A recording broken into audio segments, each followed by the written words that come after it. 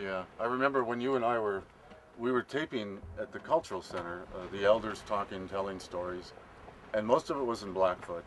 And so I needed to get some idea of what was being said.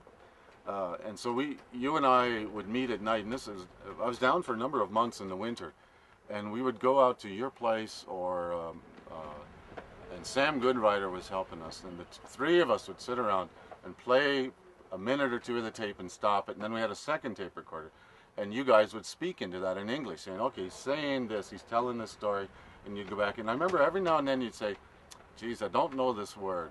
That's the old Blackfoot word that somebody was using. And I remember I would say, well, what do you think it means? Give me an approximation. You said, no, I can't do that. I have to go to an elder and say, help me with this. It's like a form of validating. You knew that they had knowledge and a vocabulary that came from a time that even was not part of your culture, that had been lost in translation and transition over the years. And so you had to take that to other people and say, we need your help here. I can't translate this without you. Right. Those were fun nights, I remember.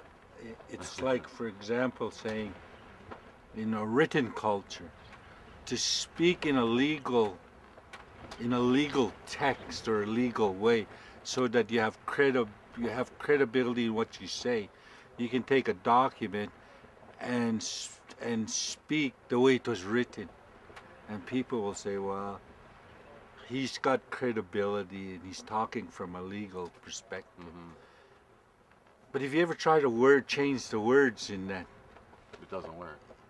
Then you're going to have to go back to the writer to say, you have to go back to a written system to see how you can put a word in. And I think these are the same things we were going through in them years, because in our culture, our oral system comes with song and stories and transferred rights for somebody to say it.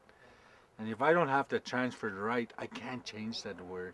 So I have to go back to somebody that's close to that transferred right to say this is how you say it or what it means, and then I can fill in it. But I think it was important, and these are the things that I think I value the time we worked together. The value that at Head Smashed In is we did it as close to the right way as we can do it. We followed oral protocol, whether you knew it or not. You followed it. We tried to interpret as much as we can, and because of those efforts, I think that's why today I look at Head Smashed In as a gold mine.